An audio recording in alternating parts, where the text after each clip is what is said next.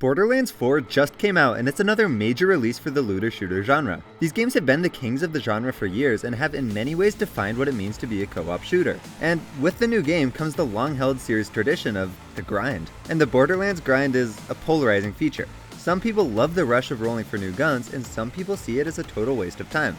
So this isn't just a review of the new Borderlands game. Instead, I'm looking at the bigger picture. What makes a game's grind actually fun, and what makes it feel like a waste?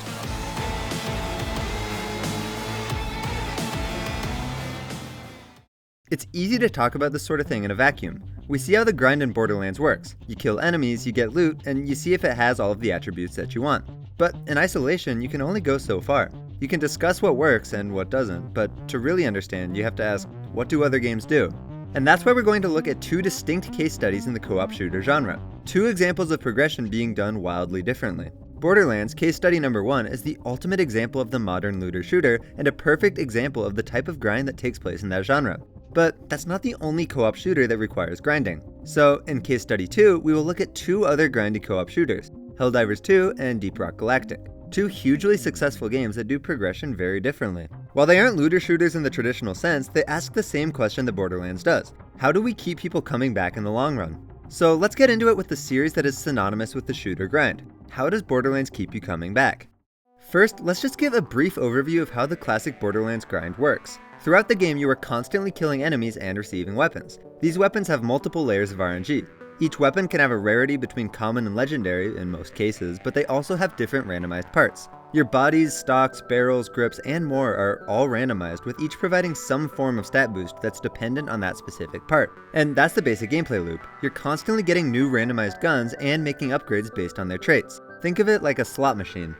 There are pros and cons to a system like this. My personal favorite part of this kind of system is the feeling of getting those constant small upgrades that force you to shift your playstyle. You might have a weapon that seems really good, but then a new one drops with a completely different feel that feels even better. And when all of the stars align and you hit the jackpot, all of the parts are just right. Just like when you win the lottery in real life, it's an amazing feeling. This is what so many games are built around. Pretty much the entire genre of ARPGs like Diablo and Path of Exile use this system. And of course, so do other looter shooters like Destiny 2 and Tom Clancy's The Division 2.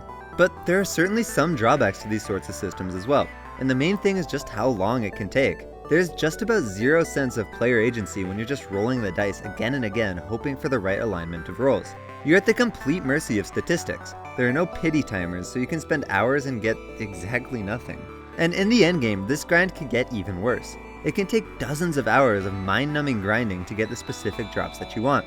This was exacerbated even further when Borderlands 3 added anointments, adding a fourth layer of RNG and making those god drops even rarer. And that's ignoring the inventory management problem of sifting through all of those useless drops.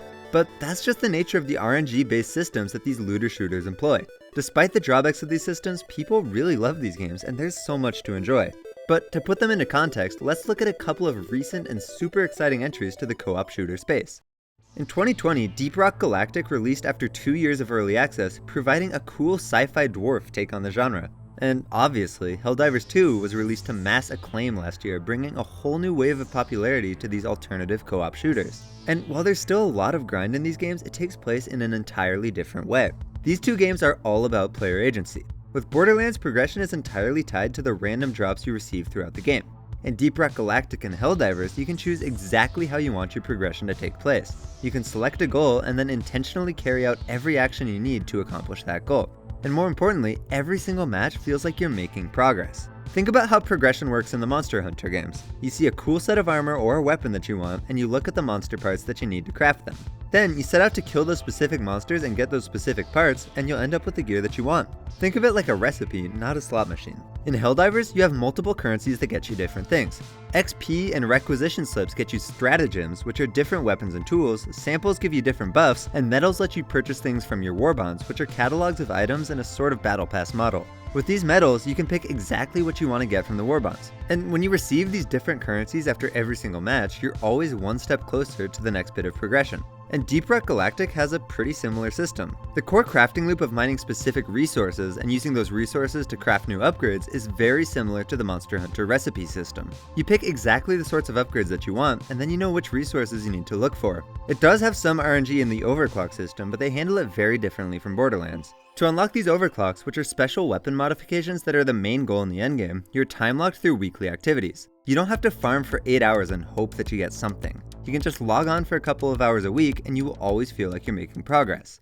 So there are two main ways of doing grind in co-op shooters: the slot machine of a loot system like Borderlands, or the recipe system in games like Helldivers and Deep Rock Galactic. They're very distinct from one another, and there are obviously plenty of fans of both. So what's better? In Borderlands, it's all about getting bigger numbers, an epic instead of a rare gun, or one with a slightly better stock. There's always a gun that has a slightly bigger number. And with Helldivers or Deep Rock Galactic, it's more about the horizontal progression, opening up tools, options, and playstyles for yourself. While there's obviously some level of stat increase, a major part of progression in these games is just making the game as flexible and deep as possible. And honestly, neither of these is really better. If you're a player who loves the thrill of chance and that big high from finally seeing the perfect gun drop, games like Borderlands, Destiny, and The Division are perfect for you. And if you're a sucker for making and executing a plan, you're going to be more of a fan of games like Helldivers or Deep Rock Galactic. At the end of the day, it's not about what makes grinding in video games good or bad, because people will always have different tastes. There's no objective way to determine that. So it's about what makes it feel meaningful. People are going to have their preferences, and we have awesome games out there that can fulfill both types of grind. So I want to turn the question over to you. What sort of grind do you tend to gravitate towards? I can't wait to hear what you have to say. And if you've made it this far in the video, I'd really appreciate it if you subscribed. It only takes a second and it makes a huge difference. Anyways, I hope you enjoyed the video, and I'll see you in a couple of weeks. Thanks for watching.